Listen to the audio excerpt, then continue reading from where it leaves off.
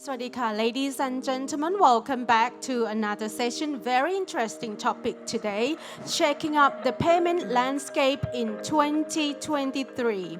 This session will deliver valuable insights on the dynamic trends that will revolutionize the movement of the money across APAC region and beyond. Please warmly welcome our moderator, Monica Jasuja, a seasoned business strategist and product leader in the financial service industry, who will introduce the panel. Monica, the floor is yours. Thank you.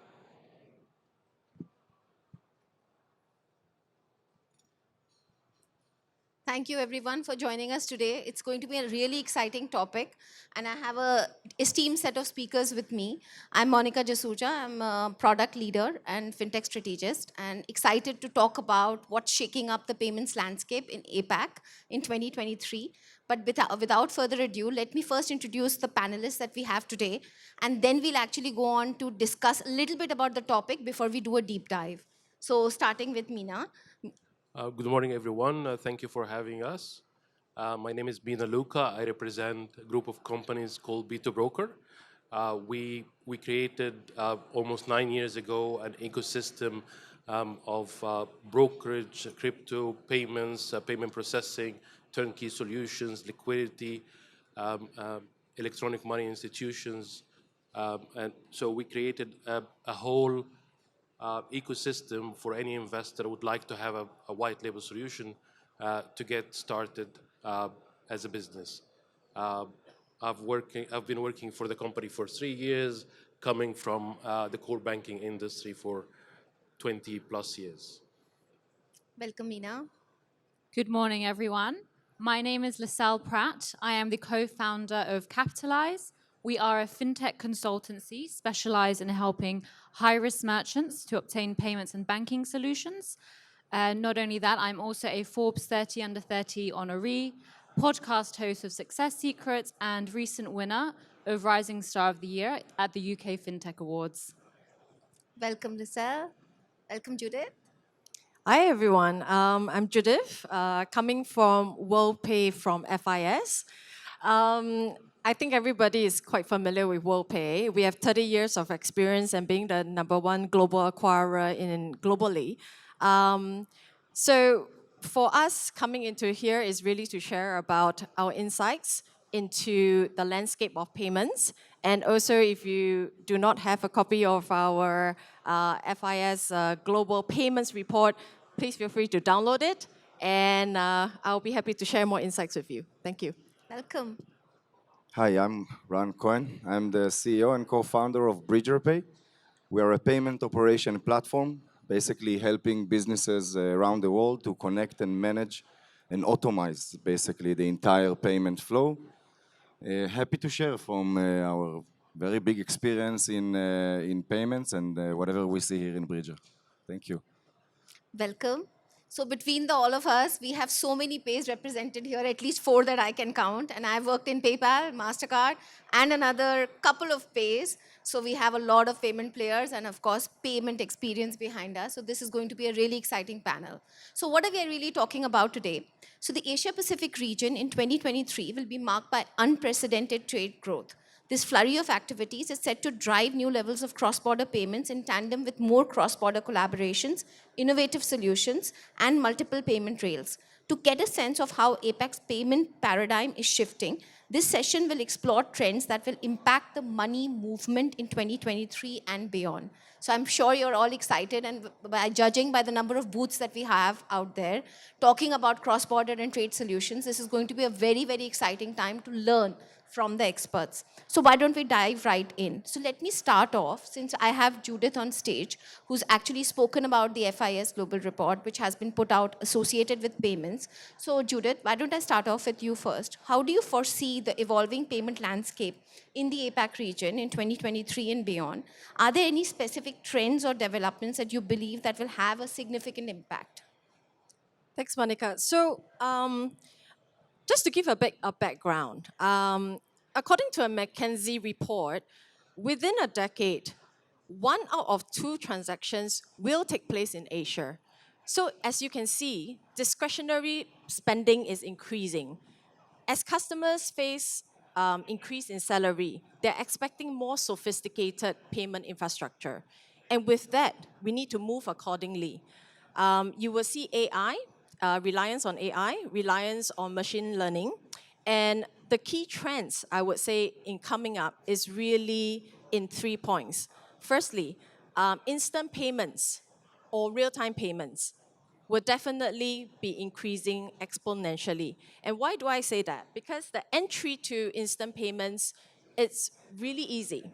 Instant payments, in fact, do not go through the card networks. They are not, subjected to the interchange fee. So the cost of entry for a merchant to activate instant payments is very, very low. And hence, this expectations of worldwide adoption is actually increasing. And you can see the likes of Malaysia, Do It Now, Singapore, Pay Now, India UPI, or even Thailand PromptPay. We are all really, really expanding out there in the market. And the payment infrastructure, in fact, are adopting all these payments, instant payments. And money movement, both domestically and cross-borderly, will eventually expect to use instant payments. Second point on that, for the trends will be on digital wallets. You can see digital wallets, in fact, increasing their market share over the last 5 years. In fact, it has more than doubled in the last 5 years. APAC, excluding China, because China, is very, very good in digital wallets. Excluding China, we are seeing it having the largest market share in e-commerce transactions.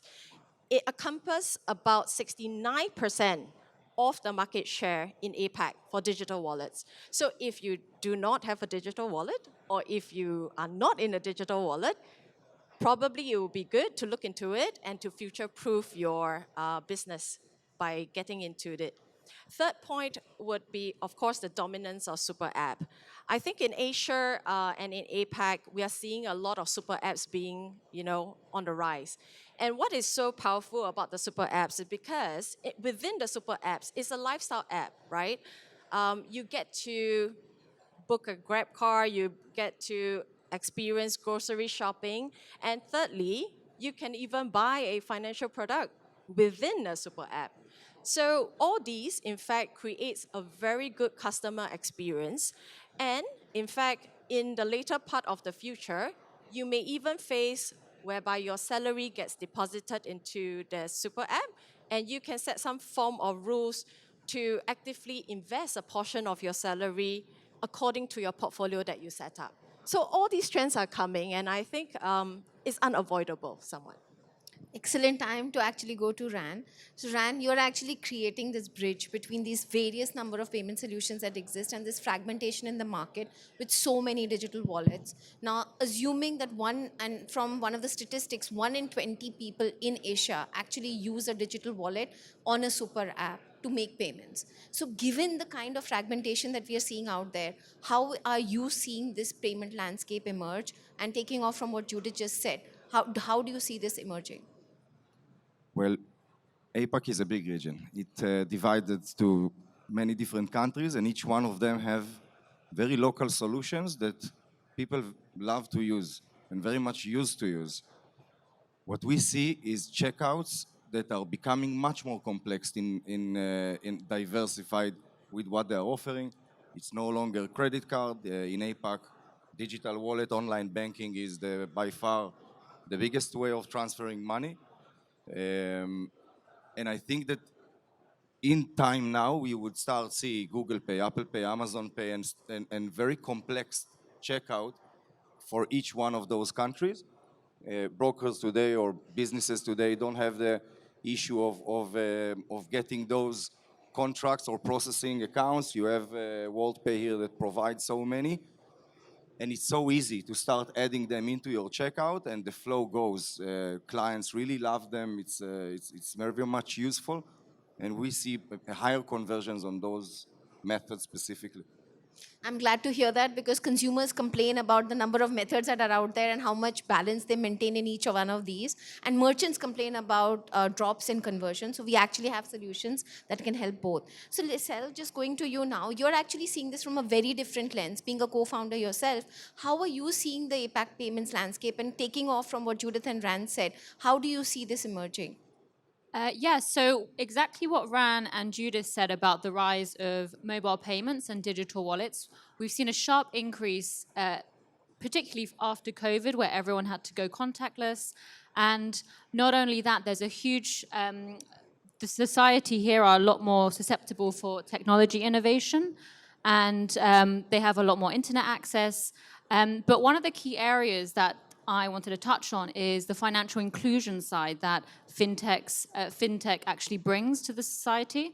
I read a statistic the other day that around 70% of Asia's population is either unbanked or underbanked. Now, when I read that was a shocking statistic for me.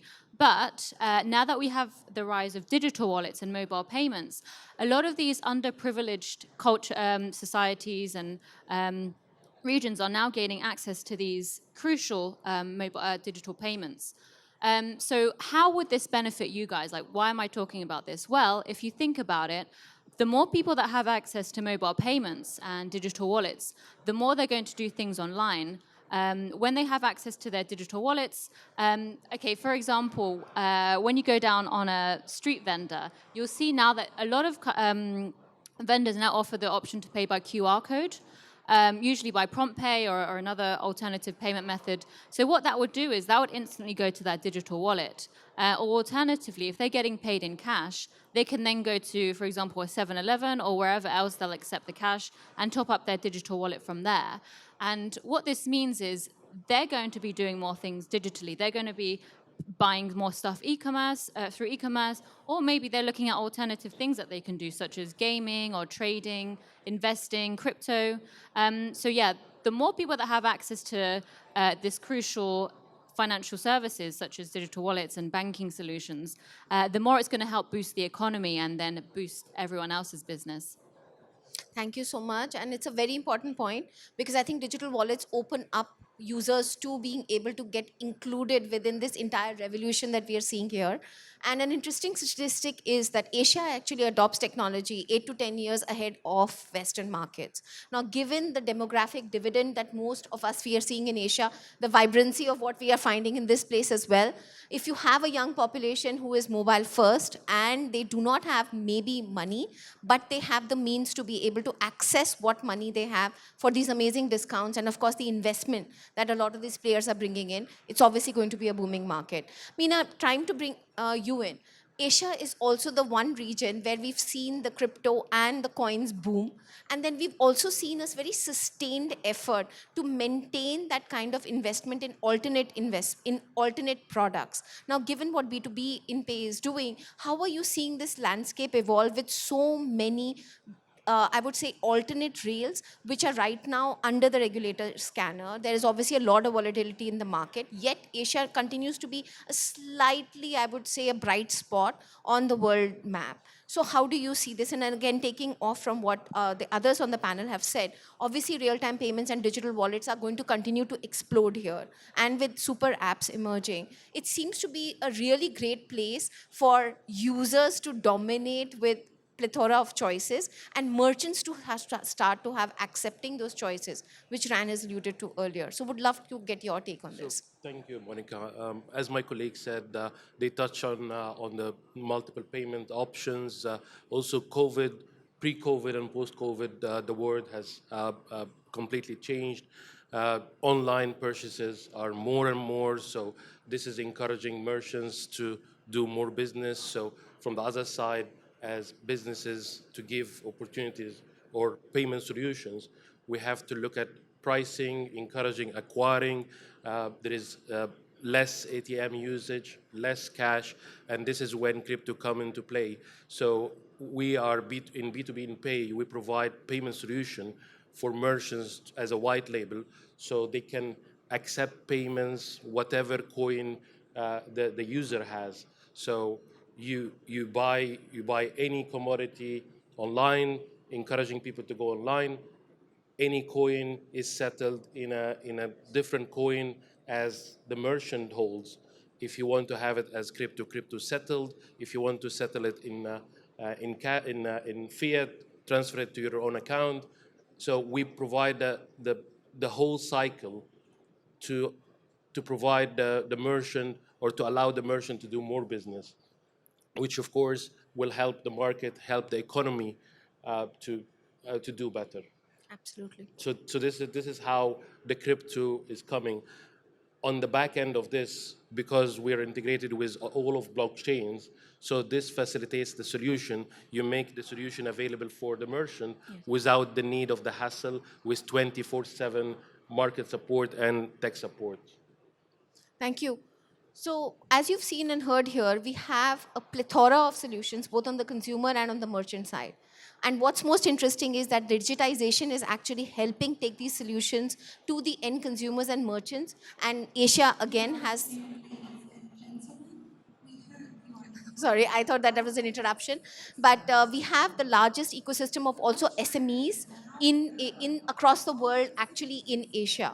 Now, taking off from what everyone said, we're talking about smaller merchants, and we know that real-time payments is going to make a real difference. But talking about some of the larger merchants who've already existed in the e-commerce space, we have an example of embedded finance being both an imperative as well as a need that's taking off in Asia.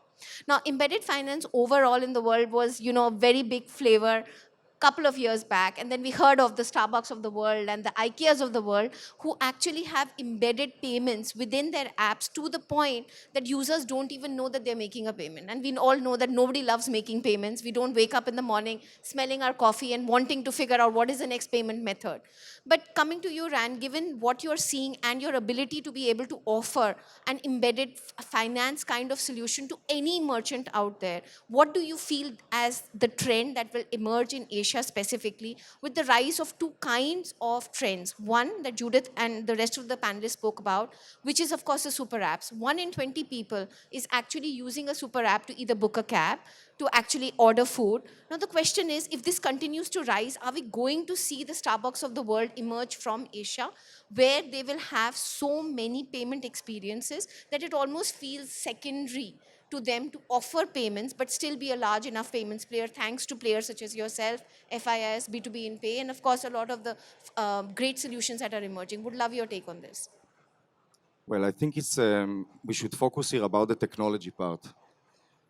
With the rise of all these different payment methods, with the fact checkouts become much more complicated, and many integration for every merchant to start doing, that's where the orchestration layer came in, taking basically the entire integration for each one of those providers from the merchant, allowing him to have one unified harmonic layer of payments where he can manage and do all the different operations he wants per country, per currency, per language, and there are many different logic that a merchant is placing per country. But if you look at the super apps, it's today for orchestration layers.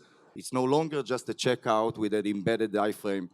You need to provide multiple APIs for a merchant to be able to consume and push it within his product. So people will do second buy within a click, like you're saying, without even noticing.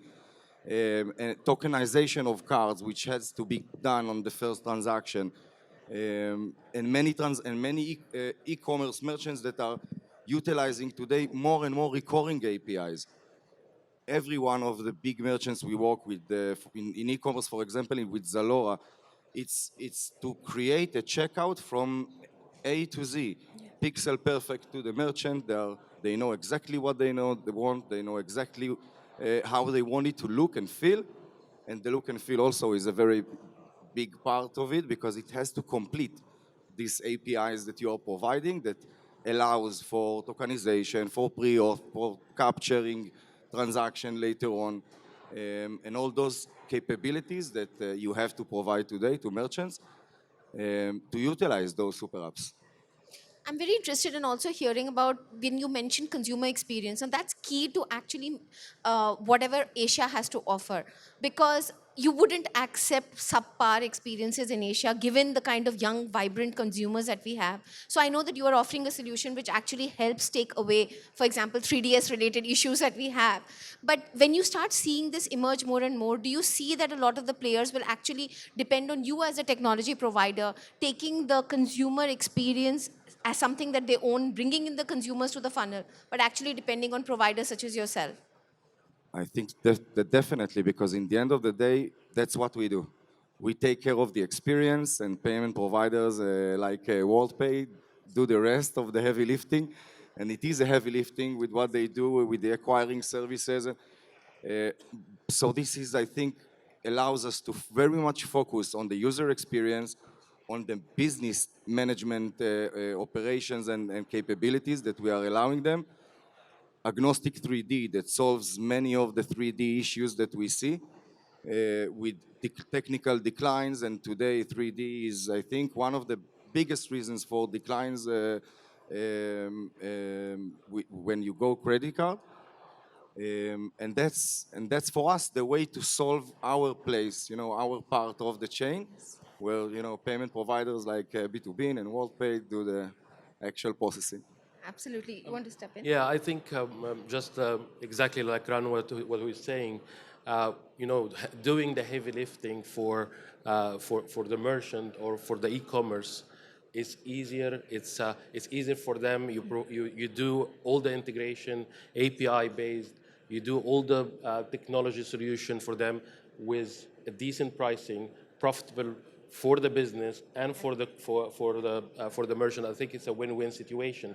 So they don't have to go to all providers. They don't have to go to, for example, WorldPay. Ran has done all this part for them. We have done the same, and I'm sure Les done the same. So we provide all the technology. We get the integration, all the long hours of work, and then you provide it, you provide the support, you provide the tech support, and then that's how a long-term relationship with a merchant. So this is interesting. I want to take this question to Judith now. Judith, we have technology providers which are taking the headache away from merchants, but at the same time, the heavy lifting is actually supposed to be done by payment providers such as yourself, who actually provide the value of not only knowing local payment rails, but also being ahead of the curve. Now in Asia, with QR emerging as one of the primary modes of payment, and I don't see contactless payments here being anything apart from QR for some time to come. Unlike, for example, Australia, where everything is contactless, there isn't a method. Like I had a real problem actually swiping my card because there was nothing, and I had to switch on contactless payments, which I'm a little bit skeptical about, especially on international rails. But question is, given what is happening in Asia, also because of the government stepping in, every single, I would say a couple of months, we hear about linkages that are happening on QR itself, where the governments are stepping up these efforts because there is cross-border trade to be had, specifically in the Asian region. How do you see both of these aspects emerging? One is contactless payments, specifically on QR rails. Second is merchants who are adopting more and more digitization, specifically in e-commerce. And while the heavy lifting is going to be done by payment providers such as yourself, providers such as them who are going to take the headache away from merchants, it's going to be a very interesting landscape because the payment players in the ecosystem gets further fragmented with other players coming in. At the same time, it should look very unified for consumers and merchants. So how do you see this? Actually, this question is a very interesting question, which probably will take me at least half an hour to answer. But I'm going to give you a concise, short answer for it. So I think Ran and Mina has explained quite a bit of how embedded finance is moving towards. And I totally agree. I would also further substantiate a bit why is embedded finance so hot in topic right now. It's because if you think about it, this integrated customer experience has to be personalized, has to be seamless, frictionless. And if you can imagine, a lot of customer loves it if they can use it in their daily lives, and if they can translate it to even buying a financial product off exactly from their mobile phone. How easy is that? So the business itself, the use case, works very well. And a lot of businesses are gaining a lot of revenues. In US alone, it's a 20 billion revenue from the US in 2021. It has more than doubled in size in APAC. So if you think about it, it's really important to get yourself as a business within a super app because number one, it builds the trust, component. It's a trusted app. You use it daily. There is no issues on it. And at the same time, you can offer value-added services such as insurance, such as cash deposits, such as even trading or even portfolio management. Everything can be done on that. And this is the trend that what we are seeing. We are helping all the businesses to get into that platform. And this will be moving forward what the future will present.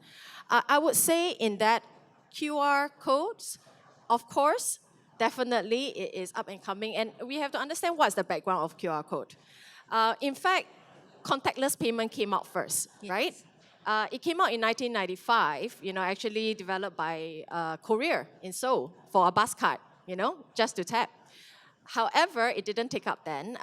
Moving forward, I think all the regional banks started using it and then it became popular, in your, I think BTS or even MRT in Singapore, and you can tap and go inside. But COVID pandemic actually changed everything from contactless to contact-free. So it's very different, right? You still have to tap your card onto the point of sale for contactless.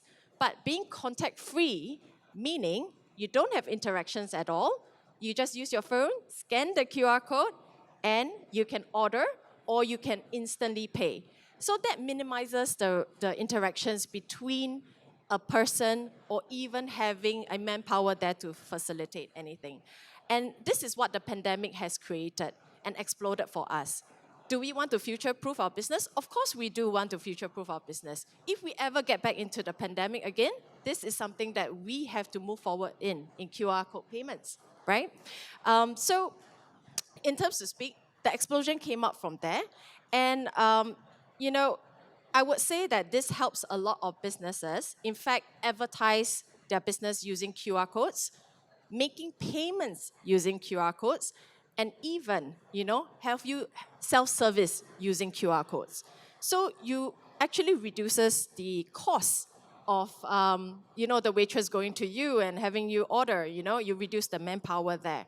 I think in a certain aspect of things, you do have QR codes being very prevalent right now in a lot of markets because of this opportunity and the lowering down of costs.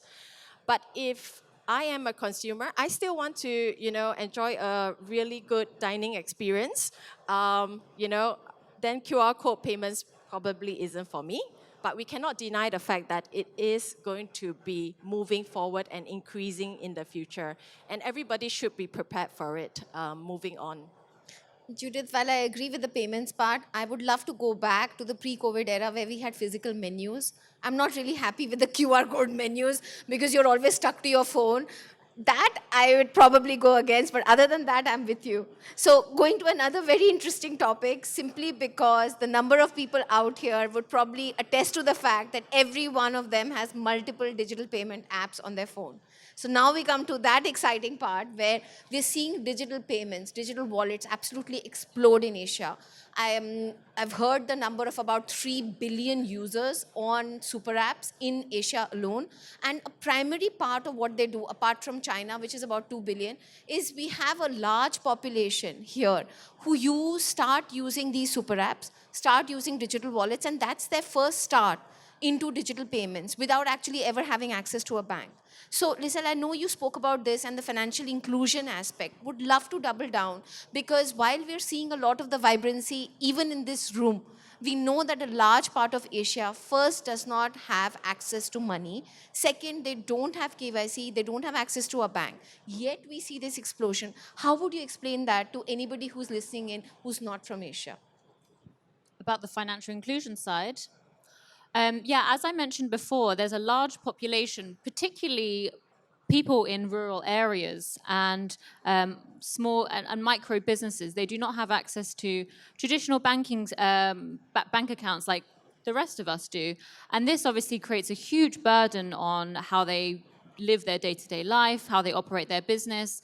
So the beauty of fintech is the fact that with more people having access to these financial services, they're going to also be able to have access to other financial services such as insurance, mortgages, loans, everything like that. And that's also going to help boost their life and also the economy as a whole. So in conclusion, as I mentioned, the more people that have access to financial services, the more it's going to help boost the economy. And the rise of digital wallets is really, really helping this, because it may not actually be a physical traditional bank account, some of them, but as long as they have access to a financial institution that allows them to make digital payments and receive digital payments from their customers, it's going to help them act like a bank account, basically. Absolutely, and that's the entire reason why many people still prefer not to have a bank account, because they don't need to. Every service is actually offered via digital wallet. Meena, I want to bring you in because I know we've been speaking about real-time payments, and I know you have expressed some, I would say, considerations on what would be areas of challenges, as well as, I guess, emerging regulatory frameworks that need to step in or come in because of how there are challenges associated with both the macroeconomic climate, the geoclimate. There are multiple payment linkage rails which are being driven by governments. And then, of course, there is the whole ASEAN region where we've talked a lot about cross-border trade and finance and other panels. But the question is, with emergence of these factors which are driving payment players such as yourself and others in the market to innovate, accept these payment methods, but at the same time, it's going to come under the regulatory scanner. So would love to cover also the regulatory, the ethical concerns, and the frameworks that need to develop that you see emerging. Well, thank you for this. Well, there's lots of factors impacting or representing challenges for the payment industry. So you start by the geopolitical environment, where you have shifting into, for example, the petrol, moving from a petrol dollar to petrol yuan, and that will create different type of businesses that will impact the FX market. Also, when it comes to crypto, you have different maturity level of regulators across different countries. So you have high level of maturity in one country, where other countries, they're just starting. So, and when it comes to payment, and when you start facilitating the cross borders and P2P payments, the level of maturity or the level of information exchange between regulators impacting also the speed of payments and settlement. So these are main challenges that anyone in the business, especially as a provider, would face. Also, when it comes to the hot topic of CBDC, if you think about it, governments and regulators, they're trying to concentrate on how to make it as more similar to central bank, which dilutes the fact of that crypto is an easier way of payments, is instant, is quicker, is more of P2P. The settlement is quicker than using, for example, SWIFT. But when you think about it, you have to consider the ethical part, as you rightfully said. When it comes to the ethical part, if I am holding certain amount of crypto in my wallet, how this is controlled by the regulator? Would it, when for example the inflation comes, I might be obliged to spend certain amount in a certain period of time, otherwise I will lose the value of my money. So it's not just the regulations, it's the consumer protection, similar to the banks when it comes to safeguarding client money on the cash level, or safeguarding for electronic money institutions, or even for when you think about it in crypto. I need, as a consumer or someone who's holding my assets, to make sure I'm not losing. Apart from the volatile market, I need to know that I'm not going to be controlled also by the government, losing the value of what I'm holding. So it's not just the regulations that the government or the regulator will govern the market, it's also me as a consumer, how am I protected? Absolutely. And I'm glad you said that, because the IMF has just released a paper, and they're actually talking about setting up what would be an international solution for CBDCs, which makes the layered and the cross-border country approach a lot more complex than we are going to obviously find, instead of these one-time solutions that most of the countries are building Because up. more of the concern now, or for the last few years, every registration, every license in any country is more of a focus on AML compliance. The travel rules were released recently, and most of the countries, they have to abide with it. So yes, compliance and AML, CTF, all these have to be fulfilled, risk and controls, but it's only one-sided. We need to know where is this money coming from, where is it going. It's more trackable because it's digital, but at the same time, I need to be protected if I'm looking at the consumer side. Absolutely. And I think this is where it becomes even more complex when you think about that there are multiple governments at play. While we want to make payments fast, secure, easy, there is no need to introduce friction. But there is also a problem when cross-border starts happening. There are AML and compliance concerns. And if you don't address them, they actually do affect the security of countries. So it's not something you can take lightly. Absolutely. Now to actually conclude with very quick thoughts on what is going to emerge in 2023 and beyond. And I would love to leave the stage today by leaving a few key trends that you think will emerge in the future of Asia as far as payments is concerned. So again, maybe going round the panel and starting off with Mina, a couple of quick takes on what do you think will be some of the technology or any other levers that you think will play a driving force in pushing payments even forward here? Well, I think everything as a solution is something that will be used, like fintech as a solution, service as a solution, all these as a solution, as now the loss of acronyms, players like RANs, like what we do, every company. So you develop, you prepare, you do the heavy lifting, and then you sell it in a way, or you provide it to the merchants or investors that they want to do business in a more easy way. That's where everybody. This is when the economy evolves, because you provide a solution cheaper in price because you do an economy of scale, and then you provide all the tech efforts. You sell it in a way where they benefit and the market benefits. This is how I see it, and I think this is the way forward. Crypto is here to stay. Crypto is here. It's not just as a digital asset, but also the solutions behind it, from blockchains, the use of DeFi when it comes to insurance, mortgages, etc. This is not something that it's not just a payment method. It's more of all the financial sector solutions. Excellent. This is a great point to actually end the panel with, but I'll go to Lissele. So everything as a service, what do you think is going to emerge as one of the key drivers for pushing payments forward in Asia? So I'll just touch on one of the key areas. There's loads of key areas happening in fintech right now, but there's one that's particularly very interesting, especially in cross-border payments, the rise of AI. Now, we all know about ChatGPT, right? We've all used it, and if you haven't, make sure you get on it because it's amazing. But how is AI going to impact cross-border payments? In particularly, how it's going to impact cross-border payments is on the AML and compliance monitoring process. Now, if you guys are making payments, we all know how long onboarding can take with PSPs or banks, right? It can take months. But with the rise of AI, it's very interesting because of the vast amounts of data that AI consume. It will be able to spot anomalies within transactions. It will be able to spot suspicious activity far quicker than a human can.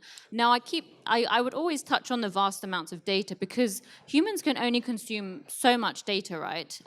We're limited at a capacity, whereby AI has unlimited capacity, and that's the beauty of it. And one last area of AI is on the enhanced customer experience, particularly in B2C, because of what it will do is, if you're dealing with customers, if you're an FX broker dealing with customers, it can create an enhanced, tailored experience for your customers and really create them a nice journey for them by understanding what their requirements are, what they like, what they don't like. It will really be able to tailor a service best suited to their needs, and they'll be a lot happier and more likely to stay on and working with your business as well.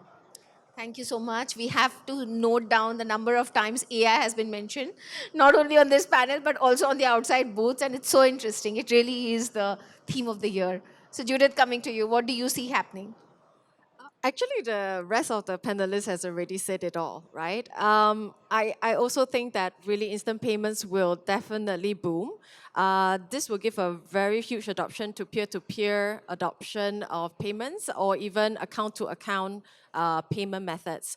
So the key thing I would like to maybe share for businesses to gain a competitive edge is really to partner with a global partner that understands the regulations very well, understand what you can do in certain markets, which credit card payments or even which payment methods you can use in each country, right, in order to extend your business further. And also, it's important to note that in certain countries, you cannot use certain payment methods, and it's a restricted payment method to be used. And such things are important because then the regulators will start to look into your business heavily. And if you want to show consistency and being a consistent player, that's what you have to do to future-proof your business. Absolutely. Future proofing your business. Last words from you. Thanks. So we've been speaking about the different type of payment methods there are, and there are so many in many countries here. In the end of the day, orchestration and platforms like Bridger has to go the extra mile and think about the businesses and how we help businesses to process more and allow much more flexibility to the user. And we've been speaking here about the fact each one of us have multiple apps, balances in different wallets. We have balances in our credit cards. We have balances in our bank account. And until now, when we buy something, we have to choose only one. We have to choose either a credit card, either a bank wire, either a crypto. And I think this has to change. We've built a product called Pay With. It's a new type of checkout. It basically allows a user to complete any purchase he wants with any mix of payment methods the merchant is connected with. So if I want to put a part of my balance in my credit card and another part for my wallet and another part for my PayPal, that's all possible through PayWith, and I think this flexibility is a must if we look forward. And we've been seeing this trend of multiple payment methods for quite some time. So we've built this tool to help businesses increase cart size, increase conversion, and this type of innovative tool is the future of payments. I'm so glad you mentioned that because one word that was not mentioned anytime on this panel was cash. And Asia continues to be one of the biggest cash markets across the world. And the reason why this was not mentioned, and I'm so glad that all our panelists did not actually mention this dreaded word, is because I truly believe that in Asia, just like what Ran has said, Judith has said, Lissele and Mina have said, there is going to be an explosion of a lot of technology-backed innovation that is actually going to help consumers and businesses. But cash may exist, and that is why we need to make sure that for all the businesses, for all these new end merchants and consumers who are adopting payment solutions, we make it so simple for them that the change from cash to cashless or a digitized world happens in a way that is only very Asia specific. Asia is one of the largest markets also for fragmentation of local solutions. Every country here is a payment economy and an ecosystem by itself. And what rules apply here, not only in terms of compliance, regulation, do not apply elsewhere. So I'm really excited by what the future holds for us in Asia. And if you want to speak and have more questions, of course, please speak to these payment experts outside. Really thank everyone for attending the panel for this amazing discussion. And I'm sure that we'll have a lot more to look forward to in 2023 and beyond. So thank you, everyone. Thank you to the esteemed panelists. Thank you so Thank much. you, everyone, for attending. Thank you guys. Thank you.